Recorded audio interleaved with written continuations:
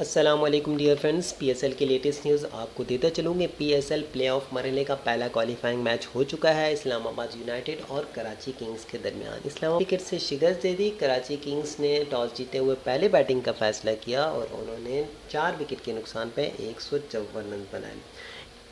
Inning का आगाज़ खुर्रम मंजूर और जुडाली ने किया, ताहम ओपनर खुर्रम मंजूर सिर्फ 17 रन के मजमूई स्कोर पर मोहम्मद शमी की गेंद पर आउट हो गए। इसके बाद वन डाउन आने वाले बाबर आजम बगैर कोई रन बनाए पवेलियन वापस चले गए। उसके बाद कप्तान एन मोगन आए, उन्होंने टीम को संभालने की कोशिश की, ताहम वो भी सिर्फ 21 रन बनाकर आउट हो गए। इसके बाद ओपनर्स जोर्डाली और कॉलन इंग्रम ने टीम का स्कोर आगे बढ़ाया और दोनों खिलाड़ियों के दरमियान 82 रन की शराकत कायम हुई।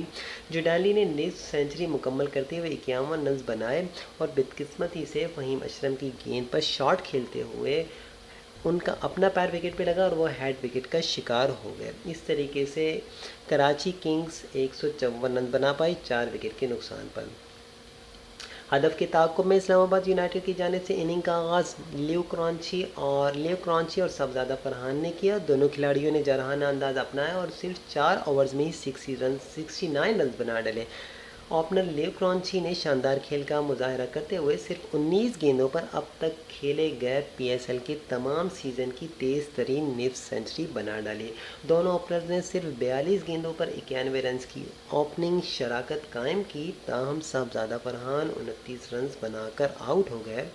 बाद में आने वाले खिलाड़ी स्मिथ पटेल ने भी रॉन्ची का साथ दिया और जरहाना अंदाज अपनाया। लीग रॉन्ची ने सिर्फ 39 गेंदों पर 94 रन की शानदार इनिंग्स खेली और नाकाबिले शिकस्त रहे। रॉन्ची ने इनिंग्स में 12 चौके और 6 छक्के लगाए, जिसकी बदौलत इस्लामाबाद ने मुकर्रर हदफ 13वें ओवर में 2 विकेटों के नुकसान पर पूरा कर लिया।